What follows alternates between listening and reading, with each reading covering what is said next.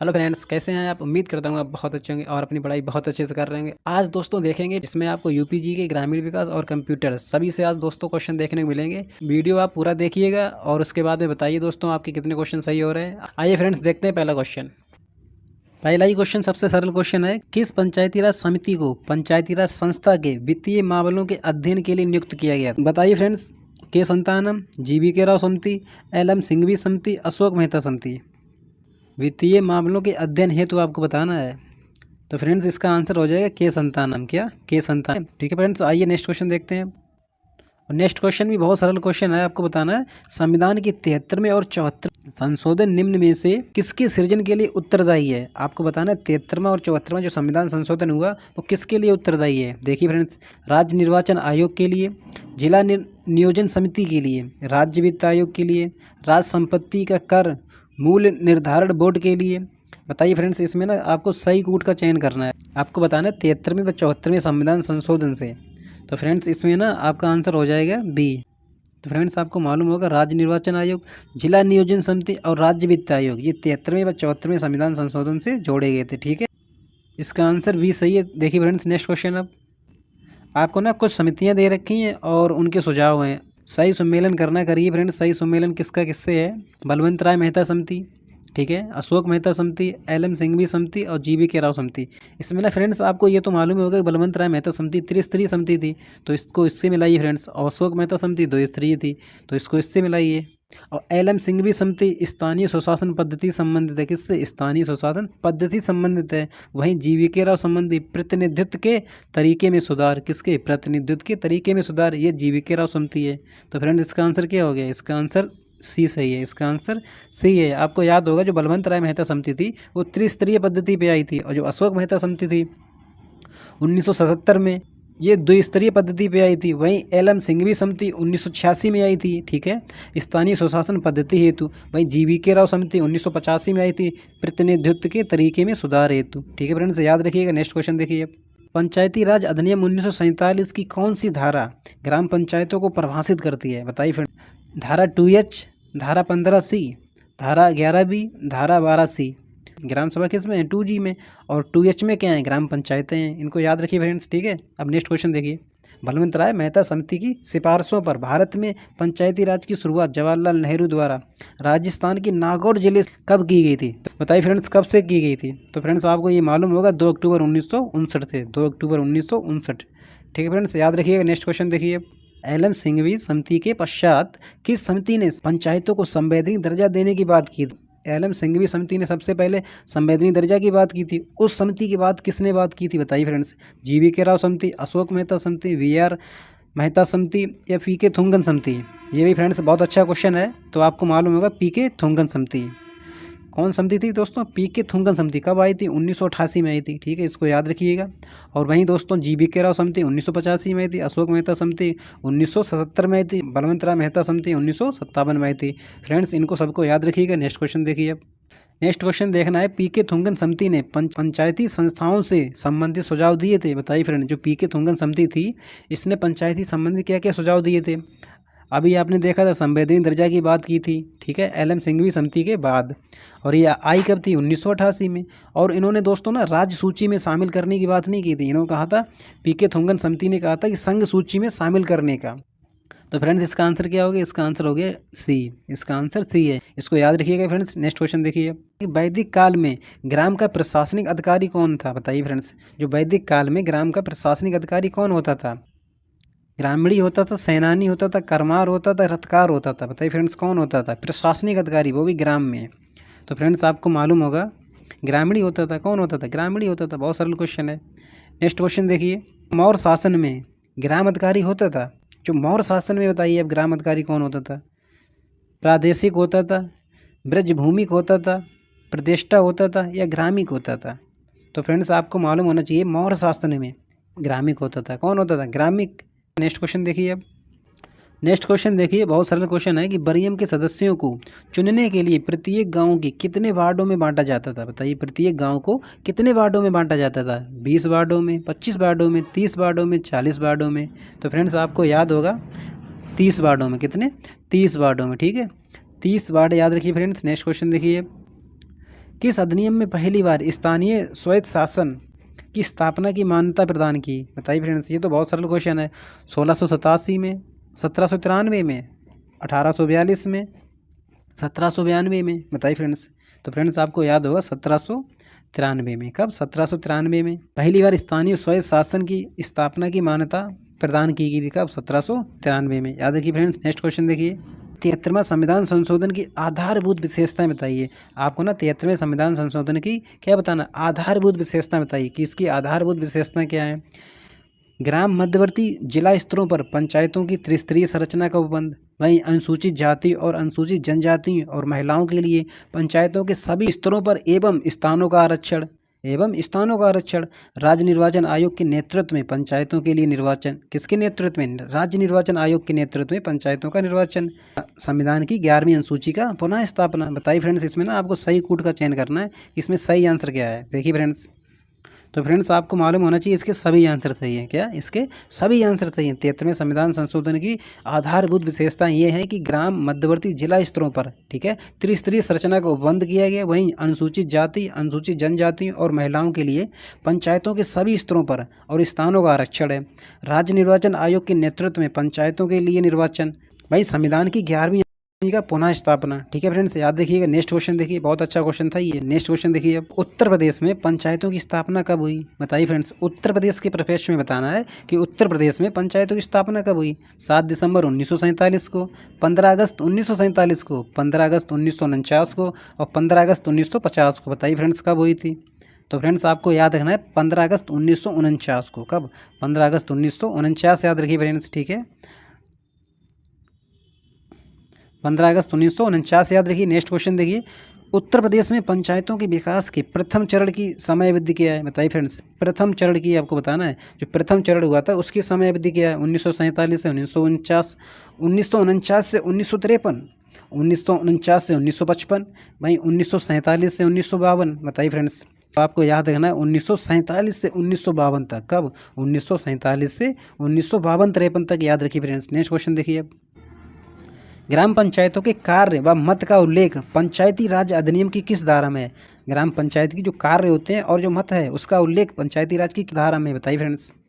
तो फ्रेंड्स आपको याद रखना है वो धारा है धारा 15 व 16, धारा 15 व 16। ठीक है, याद रखिएगा। नेक्स्ट क्वेश्चन देखिए, पंचायतों में अन्य पिछड़े वर्ग के लिए, पंचायतों में ओबीसी के लिए दिए जाने वाला आरक्षण राज्य के किस उपबंध के तहत आता है? बताना है आपको। वो आदेशात्मक है या सुविवेकी है या अनिवार्य उपबंध है या कोई नहीं है? फ्रेंड्स हो गया, इसका आंसर हो गया सुविवेकी है। कैसा है? सुविवेकी है। ठीक है, याद रखिएगा। नेक्स्ट क्वेश्चन देखिए, भारतीय संविधान के किस अनुच्छेद में अन्य पिछड़ा वर्ग के लिए आरक्षण की सुविधा देता है? तो आपको मालूम होना चाहिए अनुच्छेद 243 घ के 6 में, अनुच्छेद 243 घ के 3 में या अनुच्छेद 243 घ के 4 में या उपयुक्त में से कोई नहीं। तो फ्रेंड्स ये क्वेश्चन बहुत अच्छा है। इस टाइप के क्वेश्चन आपको ना डायरेक्ट याद रखने हैं। जैसे अनुच्छेद 243 घ के 6 में, तो याद रखिए फ्रेंड्स अनुच्छेद 243 घ के 6 में, इसका आंसर ए सही है। ठीक है, आपको याद रखना है। नेक्स्ट क्वेश्चन देखिए, बताइए फ्रेंड्स, बहुत अच्छा क्वेश्चन है कि राज्य निर्वाचन आयुक्त के संबंध में सत्य कथन पहचानिए। यानी कि राज्य निर्वाचन आयुक्त के संबंध में आपको सत्य कथन बताना है। देखिए फ्रेंड्स, राज्य निर्वाचन आयुक्त की नियुक्ति मुख्यमंत्री द्वारा की जाती है। आगे देखिए, राज्य निर्वाचन आयुक्त राज्यपाल के प्रसाद पर्यंत अपना पद धारण करता है। किसके? राज्यपाल के। वहीं देखिए, राज्य निर्वाचन आयुक्त को उसके पद पर उसी रीति से या उन्हीं आधारों पर हटाया जाएगा जिस रीति से और जिन आधारों पर उच्च न्यायालय के न्यायाधीश को हटाया जाता है। आपको ना दोस्तों सत्य कथन बताना है। राज्य निर्वाचन आयुक्त की सेवा शर्तें विधानमंडल द्वारा अलाभकारी परिवर्तन किए जा सकते हैं। तो अलाभकारी परिवर्तन तो कभी नहीं होंगे। ठीक है, और मुख्यमंत्री इनकी नियुक्ति नहीं करता है। राज्यपाल के प्रसाद पर्यंत ये पद अपना पद धारण नहीं करते हैं। इसका आंसर क्या हो गया? इसका आंसर सी सही है। ठीक है फ्रेंड्स, राज्य निर्वाचन आयुक्त को उसके पद से और उसी रीत से और उन्हीं आधारों पर हटाया जा सकेगा जिस रीति से जिन आधारों पर उच्च न्यायालय के न्यायाधीश को हटाया जाता है। ठीक है फ्रेंड्स, याद रखना। नेक्स्ट क्वेश्चन देखिए, बहुत अच्छा क्वेश्चन था ये। ग्राम पंचायतों के संयोग से संचालित योजनाओं की कौन सी योजना शामिल नहीं होती? मध्याह्न भोजन योजना, सार्वजनिक वितरण प्रणाली, वहीं मनरेगा, किसान क्रेडिट कार्ड। बताइए फ्रेंड्स, बहुत सरल क्वेश्चन है। किसान क्रेडिट कार्ड। ठीक है, किसान क्रेडिट कार्ड KCC कब आया था? 1998 में। इसको भी याद रखिए। बट ये दोस्तों ना पंचायतों के संयोग से संचालित योजनाओं में से नहीं है। क्या चीज़? KCC, किसान क्रेडिट कार्ड। नेक्स्ट क्वेश्चन देखिए, मतगणना के दौरान सुरक्षा व्यवस्था का आकलन और निर्धारण किसके द्वारा किया जाता है? जब मतगणना होती है उस दौरान पर सुरक्षा का जो आकलन होता है, निर्धारण होता है, वो किसके द्वारा किया जाता है?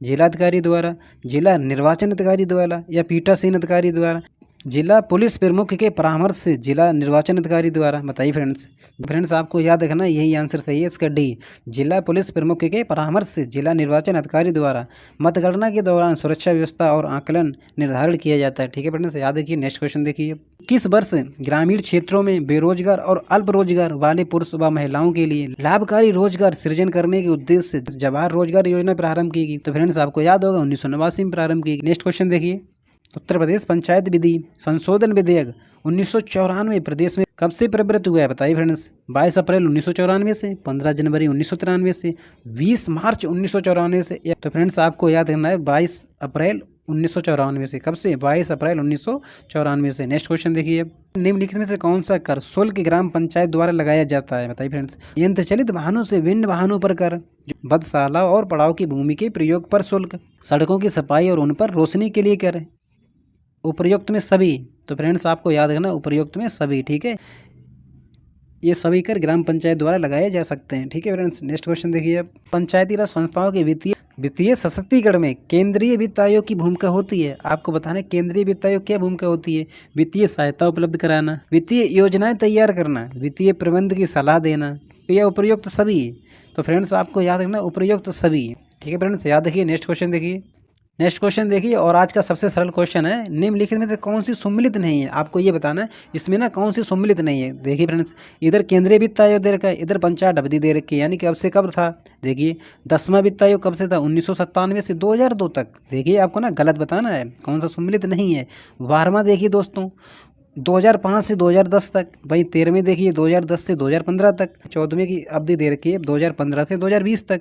तो फ्रेंड्स आपको मालूम होना चाहिए जो 10वां था ना वो 1995 से 2000 तक था। कब था? 1995 से 2000 तक, यानी कि 10वां ही आंसर हो गया आपका। ये गलत है फ्रेंड्स। ठीक है, यहाँ पे रखिए आप 1995 से 2000 तक। 1995 से 2000 याद रखिए। भाई 12वीं की अगर आपसे पूछा जाए तो आप बताना 2005 से 2010 तक, 2005 से 2010 तक। ठीक है, और 13वां याद रखिए 2010 से 2015 तक, और 14वां दोस्तों याद रखिए 2015 से 2020 तक। 15वां कब से कब चल रहा है वो दोस्तों आप कमेंट बॉक्स में बताइएगा। नेक्स्ट क्वेश्चन देखिए, ग्रामीण स्थानीय निकायों को संवितरित किए गए आवध अनुदान का उपयोग किसके लिए किया जाएगा? आपको बताना है। देखिए फ्रेंड्स, पेयजल, वर्षा जल संचयन व जल पुनर्चक्रण, स्वच्छता, ओडीएफ की स्थिति बनाए रखना। तो फ्रेंड्स दोनों सही हैं। क्या है? दोनों सही हैं। पेयजल, वर्षा जल संचयन व जल पुनर्चक्रण, वहीं स्वच्छता और ओडीएफ की स्थिति बनाए रखना। ठीक है, याद रखिएगा। नेक्स्ट क्वेश्चन देखिए, सफलतापूर्वक कार्य हेतु पंचायती राज को पूरे सहयोग की जरूरत पड़ती है। बताइए फ्रेंड्स, पूरे सहयोग की जरूरत पड़ती है स्थानीय जनता की, केंद्रीय सरकार की, नौकरशाही की, राजनेताओं की? तो फ्रेंड्स आपको मालूम होगा स्थानीय जनता की। किसकी? स्थानीय जनता की। याद रखिए फ्रेंड्स। नेक्स्ट क्वेश्चन देखिए, नेक्स्ट क्वेश्चन देखना है आपको और बताना है, भारत में पंचायती राज प्रतिनिधित्व करता है? भारत में पंचायती राज प्रतिनिधित्व करता है? बताइए फ्रेंड्स किसका करता है? शक्ति का विकेंद्रीकरण, लोगों की हिस्सेदारी, सामुदायिक विकास, या ये सभी? तो फ्रेंड्स आपको याद होना चाहिए ये सभी हैं। शक्ति का विकेंद्रीकरण, लोगों की हिस्सेदारी और सामुदायिक विकास। ठीक है, पंचायती राज इन्हीं का प्रतिनिधित्व करता है। नेक्स्ट क्वेश्चन देखिए फ्रेंड्स, अब किसने ये विचार प्रतिपादित किया था कि प्रत्येक गांव पंचायत का गणराज्य होगा? बताइए फ्रेंड्स, प्रत्येक गांव पंचायत का गणराज्य होगा। बाल Gangadhar Tilak, Annie Besant, M.N.. राय या गांधी जी? बताइए फ्रेंड्स कौन थे ये? तो फ्रेंड्स आपको मालूम होगा गांधी जी हैं। कौन है? गांधी जी हैं। नेक्स्ट क्वेश्चन देखिए, निम्नलिखित में से किसे लोकतंत्र की प्रथम पाठशाला माना जाता है? लोकतंत्र की प्रथम पाठशाला किसे माना जाता है? बताइए फ्रेंड्स। तो फ्रेंड्स आपको मालूम होगा संसद को, स्थानीय सुशासन को, राजनीतिक दलों को, चुनाव को? तो फ्रेंड्स आपको मालूम होना चाहिए स्थानीय सुशासन को। नेक्स्ट क्वेश्चन देखिए और बताइए, कितना सरल क्वेश्चन है। चोलकालीन ग्रामीण संस्था उर की कार्य समिति को क्या कहा जाता था? बताइए फ्रेंड्स, उर की कार्य समिति को क्या कहा जाता? आलू गड़म या गड़म? यह दोनों फ्रेंड्स, या इनमें से कोई नहीं?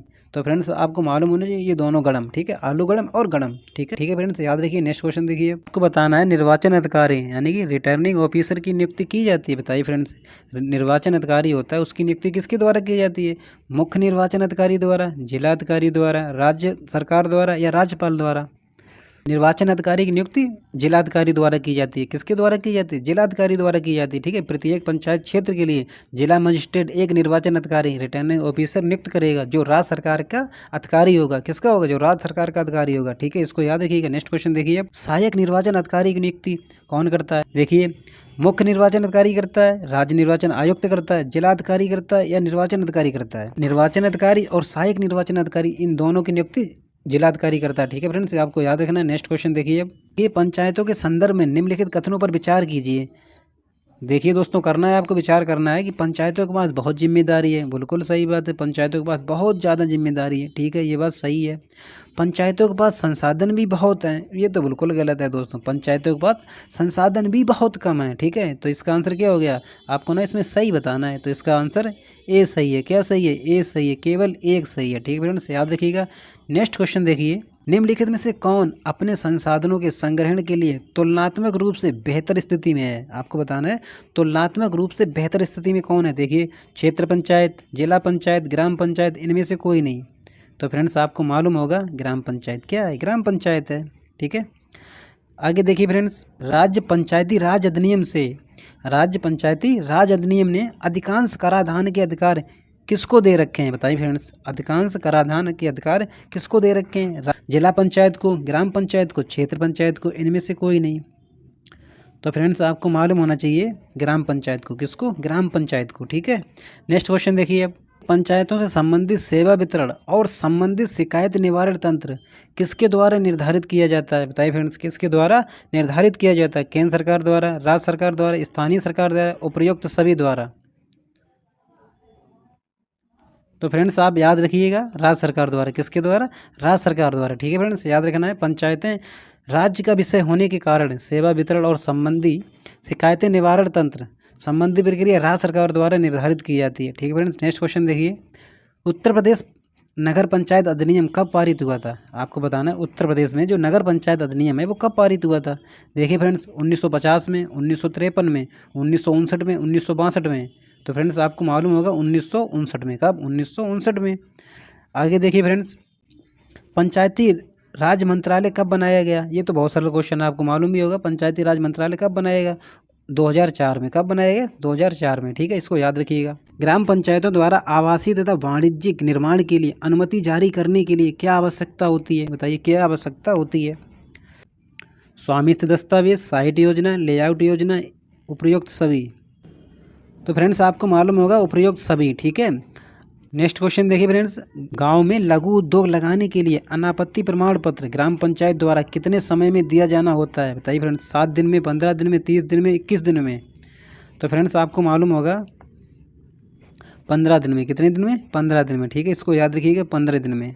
नेक्स्ट क्वेश्चन देखिए, मॉडल नागरिक चार्टर में ग्राम पंचायतों के लिए संकल्प पूर्व शिक्षा की मान्यता तथा प्रधानमंत्री कौशल विकास योजना के तहत कौशल प्रशिक्षण के लिए आवेदन किसके द्वारा पास किया जा सकता है? आपको बताना है, जो आवेदन किया जाता है ना, वो किसके द्वारा पास किया जाता है?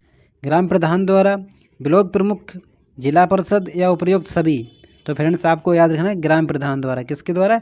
ग्राम प्रधान द्वारा। नेक्स्ट क्वेश्चन देखिए, कि प्रधानमंत्री ग्रामीण आवास योजना कब लॉन्च की गई? 2015 में, 2016 में, 2017 में, 2018 में?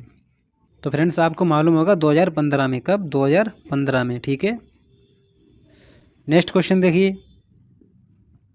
उत्तर प्रदेश में मुख्यमंत्री आवास योजना जो ग्रामीण क्षेत्र में है उसकी शुरुआत कब की गई थी? फरवरी 2017 में, फरवरी 2018 में, जुलाई 2019 में, नवंबर 2016 में? तो फ्रेंड्स, आपको याद रखना फरवरी 2018 में। कब? फरवरी 2018, याद रखिए फ्रेंड्स। आगे देखिए, मुख्यमंत्री समग्र ग्राम विकास योजना कब शुरू की गई थी? दिसंबर 2017 में, जनवरी 2018 में, अप्रैल 2019 में, मार्च 2020 में? तो फ्रेंड्स, याद रखिए जनवरी 2018 में। कब? जनवरी 2018 में। ठीक है, इनको याद रखिएगा। अगर आपसे पूछी जाए प्रधानमंत्री ग्रामीण आवास योजना कब आई थी, तो 2015 याद रखिए। वहीं मुख्यमंत्री आवास योजना ग्रामीण क्षेत्र के लिए फरवरी 2018। ठीक है, और मुख्यमंत्री समग्र ग्राम विकास योजना तो जनवरी 2018। आइए फ्रेंड्स, नेक्स्ट क्वेश्चन देखते हैं। ग्राम सभा की बैठकों में किसी संकल्प के पक्ष या विपक्ष पर पड़े मतों का रिकॉर्ड कौन रखता है? ग्राम प्रधान रखता है, ग्राम सभा सदस्य, ग्राम सभा द्वारा नामित कोई अन्य व्यक्ति, ग्राम पंचायत अधिकारी? बताइए फ्रेंड्स।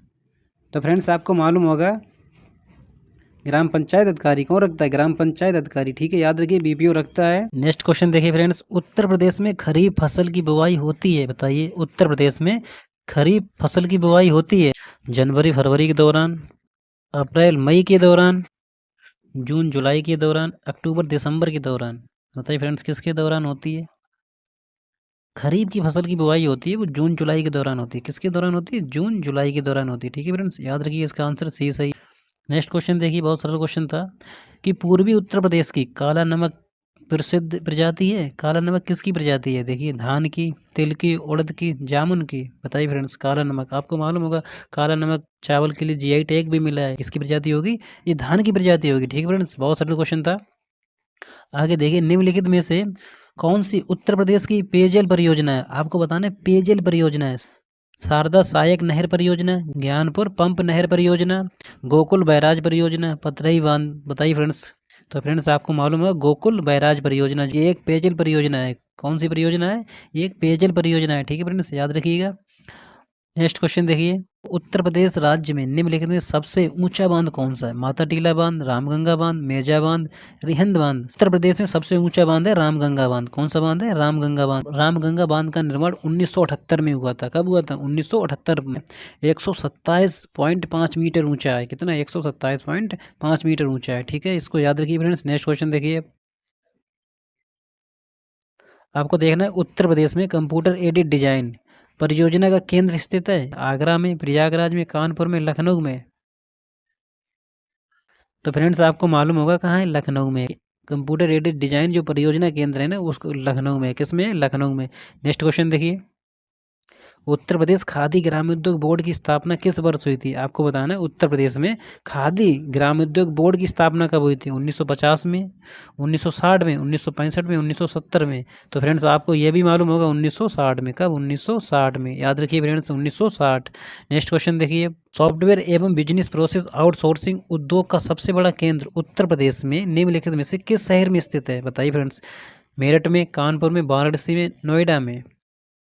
तो फ्रेंड्स आपको मालूम होगा नोएडा में। कहाँ है? नोएडा में। ठीक है, आपको ना सूची 1 और सूची 2 से मिलान करना है। नाभिकीय संयंत्र दे रखे हैं और आपको इनको मिलान करना है। जैसे कोटा कहाँ है? कोटा आपको मालूम है कोटा कहाँ पड़ता है? राजस्थान में पड़ता है। कितना सरल है ना, कोटा कहाँ पड़ता है? राजस्थान में, यानी कोटा हो गया राजस्थान में। वहीं तारापुर कहाँ है? तारापुर महाराष्ट्र में। कहाँ है दोस्तों? तारापुर महाराष्ट्र में। काकरापार कहाँ है? काकरापार दोस्तों गुजरात में। कहाँ है? गुजरात में। वहीं नरौरा आपको मालूम होगा उत्तर प्रदेश में। कहाँ है? नरौरा उत्तर प्रदेश में। तो इसका आंसर क्या हो गया? बताइए फ्रेंड्स। इसका आंसर बी सही है। इसका आंसर बी सही है। ठीक, देखिए फ्रेंड्स कोटा राजस्थान में है, तारापुर महाराष्ट्र में है, ठीक है, काकरापार गुजरात में है, नरौरा उत्तर प्रदेश में। बहुत सारा क्वेश्चन था। नेक्स्ट क्वेश्चन देखिए, नेक्स्ट क्वेश्चन में हवाई अड्डे दे रखे हैं और नगर दे रखा है, आपको मिलाना है। जैसे बमरौली कहाँ है, चकेरी कहाँ है, हिंडन कहाँ है, फुर्सतगंज कहाँ है। फुर्सतगंज कहाँ है? फुर्सत मिलाइए दोस्तों रायबरेली में। कहाँ है? रायबरेली में। देखो इसके इससे मिलाइए, रायबरेली हो गया। हिंडन कहाँ है? हिंडन गाजियाबाद में दोस्तों। कहाँ है? हिंडन गाजियाबाद में। चकेरी कहाँ है? चकेरी कानपुर में। चकेरी कहाँ है? कानपुर में है। और बच्चा कौन? बमरौली। बमरौली कहाँ है दोस्तों? बमरौली है इलाहाबाद में। कहाँ है? इलाहाबाद में। तो इसका आंसर क्या हो गया? बताइए फ्रेंड्स। तो इसका आंसर दोस्तों डी हो गया। क्या हो गया? डी हो गया। बमरौली इलाहाबाद में। कहाँ है? बमरौली इलाहाबाद में है। चकेरी कानपुर में। चकेरी कानपुर में है। और हिंडन गाजियाबाद में है। और फुर्सतगंज रायबरेली में। कहाँ? रायबरेली। नेक्स्ट क्वेश्चन देखिए, शेरशाह सूरी का अंतिम अभियान निम्नलिखित में से किस राज्य के विरोध था? आपको बताना जो शेरशाह का अंतिम अभियान था वो किस राज्य के विरोध था? देखिए कलिंजर, मालवा, कन्नौज या गोंड। बताइए दोस्तों किसके विरोध था? तो फ्रेंड्स आपको मालूम होगा कलंजर के विरोध। किसके विरोध? कलंजर के विरोध था। ठीक है, शेरशाह सूरी का अंतिम विजय अभियान 1545 में कलंजर के विरोध। क्वेश्चन देखिए फ्रेंड्स, नेक्स्ट क्वेश्चन बहुत सरल क्वेश्चन है। आपको बताना है उत्तर प्रदेश में किस धर्म के अनुयायी सबसे कम है? उत्तर प्रदेश में किस धर्म के अनुयायी सबसे कम है ये बताना है आपको। बताइए फ्रेंड्स। तो फ्रेंड्स आपको मालूम होगा सबसे कम जो है वो पारसी धर्म के हैं। नेक्स्ट क्वेश्चन देखिए फ्रेंड्स, गोदान डाइजेस्ट द्वारा लिखा गया था। आपको मालूम होगा गोदान किसके द्वारा लिखा गया था? मुंशी प्रेमचंद द्वारा। किसके द्वारा? मुंशी प्रेमचंद द्वारा। इसको याद रखिए, बहुत सरल है ये तो। गोदान जो है वो मुंशी प्रेमचंद द्वारा लिखा हुआ एक उपन्यास है। क्या? एक उपन्यास है। निम्नलिखित में से कौन सा युग्म सही सम्मिलित है? आपको ना सही सम्मिलित देखना है। जैसे भोटिया बाराबंकी में है क्या? बक्सा बिजनौर में, रांची गोरखपुर में, थारू बांदा में। तो दोस्तों आपको मालूम होगा जो बक्सा है ना वो बिजनौर में है। कहाँ है बक्सा जो है बिजनौर में है, ठीक है। तो इसका आंसर भी हो गया। भाई दोस्तों जो भोटिया है ना ये कहाँ पड़ती है, ये गढ़वाल उत्तराखंड में। कहाँ, गढ़वाल उत्तराखंड में। भाई दोस्तों रांची कहाँ पड़ती है, रांची उत्तराखंड में, ना कि गोरखपुर में, रांची उत्तराखंड में, ठीक है। और थारू जो पड़ती है दोस्तों वो कुशीनगर का, कुशीनगर जो नैनीताल के पास, वहाँ थारू जनजाति देखने को मिलती है, ठीक है। नेक्स्ट क्वेश्चन देखिए, उत्तर प्रदेश में प्रथम विकलांग विश्वविद्यालय स्थापित किया गया था, बताइए। बांदा में, कानपुर में, चित्रकूट में, सोनभद्र में। ये भी आपको मालूम होगा, चित्रकूट में। कहाँ, चित्रकूट में। नेक्स्ट क्वेश्चन देखिए, उत्तर प्रदेश के प्रथम राज्यपाल थे, उत्तर प्रदेश के प्रथम राज्यपाल कौन थे। बीजी रेड्डी, के एम मुंशी, सरोजनी नायडू, बीबी गिरी। ये तो दोस्तों आपको मालूम ही होगा, सरोजनी नायडू जी। कौन, सरोजनी नायडू जी, ठीक है फ्रेंड्स, याद रखिए। नेक्स्ट क्वेश्चन देखिए उत्तर प्रदेश में किसान मित्र योजना का आरंभ हुआ था। किसान मित्र योजना का आरंभ कब हुआ था। तो फ्रेंड्स आपको ये डायरेक्ट याद रखना, बहुत सरल क्वेश्चन है। 18 जून 2001 को। कब, 18 जून 2001 को, याद रखिए फ्रेंड्स, 18 जून 2001 को। आपको बताना है कि उत्तर प्रदेश सरकार की एक जिला एक उत्पाद योजना का लक्ष्य उत्तर प्रदेश में प्रोत्साहित करना है, बताइए। कृषि नवाचार को, डिजिटल वॉलेट को, स्वदेशी और विशेष उत्पाद को, कंप्यूटर ज्ञान को। तो फ्रेंड्स आपको याद रखना है स्वदेशी और विशेष उत्पाद को, स्वदेशी और विशेष उत्पाद। नेक्स्ट क्वेश्चन देखना है आपको, निम्न में से उत्तर प्रदेश के किस शहर में भारतीय प्रौद्योगिकी संस्थान अवस्थित है। इलाहाबाद में, बरेली में, लखनऊ में, कानपुर में। तो फ्रेंड्स आपको याद होगा कानपुर में। कहाँ है, कानपुर में। भारतीय प्रौद्योगिकी संस्थान कहाँ पे, कानपुर में है, ठीक है, याद रखिएगा। नेक्स्ट क्वेश्चन देखिए, बहुत सरल क्वेश्चन है। एक ऑप्टिकल कैरेक्टर रीडर का उदाहरण है, ऑप्टिकल कैरेक्टर रीडर का उदाहरण है, बताइए। Control unit, input, arithmetic logic unit या आउटपुट यूनिट, बताइए फ्रेंड्स। तो फ्रेंड्स आपको मालूम होगा ऑप्टिकल कैरेक्टर रीडर का उदाहरण इनपुट डिवाइस होता है। इनपुट डिवाइस जिसका इस्तेमाल प्रिंटेड टेक्स्ट को पढ़ने के लिए किया जाता है। नेक्स्ट क्वेश्चन देखिए, यूनिक्स ऑपरेटिंग सिस्टम को वर्ष 1970 के दशक में डैश डैश द्वारा विकसित किया गया था, बताइए। यूनिक्स जो है ऑपरेटिंग सिस्टम किसके द्वारा विकसित किया गया था। मोटो लैब द्वारा, माइक्रोसॉफ्ट लैब द्वारा, IBM लैब्स द्वारा या बेल लैब द्वारा। तो फ्रेंड्स आपको याद होगा ऑपरेटिंग सिस्टम जो यूनिक्स है ना वो बेल लैब द्वारा विकसित किया गया था। किसके द्वारा, बेल लैब द्वारा, ठीक है, इसको याद रखिएगा। नेक्स्ट क्वेश्चन देखिए, निम्न में से कौन सा इंटरनेट बैंकिंग का एक लाभ नहीं है। आपको बताना है कौन सा एक इंटरनेट बैंकिंग का लाभ नहीं है। ब्याज की उच्चतर दर प्राप्त करना, क्या करना, ब्याज की उच्चतर दर प्राप्त करना। बिलों का ऑनलाइन भुगतान, कौन सा भुगतान, बिलों का ऑनलाइन भुगतान। धन का सक्रिय हस्तांतरण करना, धन का जो होता है वो सक्रिय हस्तांतरण करना। किसी भी समय खाते का विवरण देखना। ब्याज की उच्च दर को प्राप्त करना, ये इंटरनेट बैंकिंग का लाभ नहीं है, ठीक है, ये इंटरनेट बैंकिंग का लाभ नहीं है। बिलों का ऑनलाइन भुगतान करना, धन का सक्रिय हस्तांतरण करना, किसी भी समय खाते का विवरण देखना, ये इंटरनेट बैंकिंग के लाभ है, ठीक है। नेक्स्ट क्वेश्चन देखिए, जब आप MS एक्सेल में स्प्रेडशीट खोलते हैं तो MS एक्सेल वर्कशीट का नाम प्रदर्शित करता है, बताइए फ्रेंड्स। उसका जो नाम होता है वो किस में प्रदर्शित करता है, टाइटल बार में, फार्मूला बार में, सेल में, मेनू बार में, बताइए फ्रेंड्स। तो फ्रेंड्स आपको मालूम होगा टाइटल बार में, किस में, टाइटल बार में, ठीक है। MS एक्सेल का उस वर्कबुक का नाम टाइटल बार में प्रदर्शित करता है जिसका आप वर्तमान में उपयोग कर रहे हैं, ठीक है फ्रेंड्स, याद रखिए। नेक्स्ट क्वेश्चन देखिए, नेक्स्ट क्वेश्चन देखना है, वर्ड डॉक्यूमेंट्स के संदर्भ में गटर शब्द किसके लिए प्रयोग किया जाता है, बताइए फ्रेंड्स। गटर जो होता है वो किसके लिए प्रयोग किया जाता है। तो ये तो फ्रेंड्स आपको मालूम होगा, रफ कार्य के लिए बाईं ओर छोड़ दिया गया स्थान, दो भरे हुए पृष्ठों के बीच में डाला गया रिक्त पृष्ठ, दो पैराग्राफ के बीच स्थान, सिलाई और बाइंडिंग के लिए एक तरफ बचा हुआ स्थान, सिलाई और बाइंडिंग के लिए एक तरफा बचा हुआ स्थान, यही होता है गटर शब्द का प्रयोग। शॉर्टकट कुंजी Ctrl+X का प्रयोग सिलेक्ट किए गए टेक्स्ट को कॉपी करने के लिए, सिलेक्ट किए टेक्स्ट को कॉपी करने के लिए, सेलेक्ट किए गए टेक्स्ट को तिरछा करने के लिए, कॉपी किए गए टेक्स्ट को पेस्ट करने के लिए, सेलेक्ट किए गए टेक्स्ट को कट करने के लिए, सेलेक्ट किए गए टेक्स्ट को कट करने के लिए, ठीक है फ्रेंड्स। Ctrl+X का कार्य होता है, Ctrl+X का प्रयोग होता है सिलेक्ट किए गए टेक्स्ट को कट करने के लिए। नेक्स्ट क्वेश्चन देखिए, MS वर्ड 2019 में फुटनोट इंसर्ट करने के लिए शॉर्टकट की है। आपको अगर फुटनोट इंसर्ट करना है उसके लिए शॉर्टकट की बताइए। Ctrl+Alt+F, Alt+Shift+F12, Alt+Ctrl+D और Alt+Shift+F, बताइए फ्रेंड्स। तो फ्रेंड्स आपको याद होगा control plus alt plus F क्या होता है, control plus alt plus F, ठीक है, याद रखिए। फुटनोट इंसर्ट करने के लिए control plus alt plus F याद रखिए फ्रेंड्स। नेक्स्ट क्वेश्चन देखिए, EMB चिप कार्ड में ई का क्या अर्थ होता है? EMB जो चिप कार्ड होता है उसमें ई का क्या अर्थ होता है? देखिए, इमरजेंसी, इलेक्ट्रॉनिक्स, यूरोप या ईवे, बताइए फ्रेंड्स। तो फ्रेंड्स आपको याद रखना ये क्वेश्चन अच्छा है, यूरोप होता है, क्या होता है? यूरोप, ठीक। EMB का पूर्ण रूप होता है Europay master card and visa, याद रखिए friends, Europay master card and visa. Next question देखना है, BRML फाइलों का एक्सटेंशन क्या है? BRML फाइलों का एक्सटेंशन क्या है? देखिए friends, .BML, .BRM, .WRM, .WRL, बताइए फ्रेंड्स। तो फ्रेंड्स आपको याद होगा .WRL क्या होता है? .WRL, याद रखिए फ्रेंड्स, .WRL। आपको बताना है कंप्यूटर के संदर्भ में बेटवेयर क्या होता है? जो बेटवेयर होता है वो कंप्यूटर के संदर्भ में क्या होता है? कंप्यूटर प्रोग्राम होता है, मानव मस्तिष्क होता है, रासायनिक संग्रहण तंत्र होता है, बताइए फ्रेंड्स क्या होता है? तो फ्रेंड्स आपको मालूम होना चाहिए मानव मस्तिष्क होता है, क्या होता है? मानव मस्तिष्क। कंप्यूटर के संदर्भ में बेटवेयर को मानव मस्तिष्क कहा जाता है, क्या कहा जाता है? मानव मस्तिष्क कहा जाता है। ये एक जैविक कंप्यूटर है, कैसा कंप्यूटर है? एक जैविक कंप्यूटर है। नेक्स्ट क्वेश्चन देखिए, नेक्स्ट क्वेश्चन आपको देखना है, एक समर्पित कंप्यूटर कैसा? एक समर्पित कंप्यूटर केवल एक व्यक्ति द्वारा प्रयोग किया जाता है, एक को सौंपा गया और केवल एक ही कार्य, एक प्रकार का सॉफ्टवेयर होता है, क्या होता है? एक प्रकार का सॉफ्टवेयर होता है, केवल एप्लीकेशन सॉफ्टवेयर के लिए होता है, केवल एप्लीकेशन सॉफ्टवेयर के लिए होता है। तो फ्रेंड्स बताइए एक समर्पित कंप्यूटर क्या होता है? इसका आंसर क्या हो गया? इसका आंसर बी सही है, इसका आंसर बी सही है। एक को सौंपा गया और केवल एक ही कार्य है, और केवल एक ही कार्य है, ठीक है फ्रेंड्स। नेक्स्ट क्वेश्चन देखिए, लेजी लर्निंग एल्गोरिथम का दूसरा नाम क्या है? लेजी लर्निंग एल्गोरिथम का दूसरा नाम क्या है? बताइए फ्रेंड्स। के नियरेस्ट नेबर, तो फ्रेंड्स आपको पता होगा के नियरेस्ट नेबर, ठीक है फ्रेंड्स, याद रखिए के नियरेस्ट नेबर, ठीक है। नेक्स्ट क्वेश्चन देखिए, अब निम्नलिखित में से कौन सा पर्सनल कंप्यूटर का एक भाग नहीं है? जो पर्सनल कंप्यूटर होता है उसका एक भाग नहीं है, देखिए CPU, यूएसबी, रैम या रोम, पर्सनल कंप्यूटर का भाग नहीं है, देखिए फ्रेंड्स। तो फ्रेंड्स आपको याद करना यूएसबी, क्या? यूएसबी पर्सनल कंप्यूटर का भाग नहीं होता, यूनिवर्सल सीरियल बस, इसको याद रखिए। CPU की फुल फॉर्म आपको पता ही होगी फ्रेंड्स, सेंट्रल प्रोसेसिंग यूनिट। और रैम की आपको मालूम होगी रैंडम एक्सेस मेमोरी, वहीं रोम को भी आपको मालूम होगी रीड ओनली मेमोरी, ठीक है फ्रेंड्स, याद रखिए। नेक्स्ट क्वेश्चन देखिए, आप आपको बताना है कंप्यूटर की दुनिया शून्य और एक से निर्मित है, यानी कि बाइनरी डिजिट 0 और 1 से निर्मित है।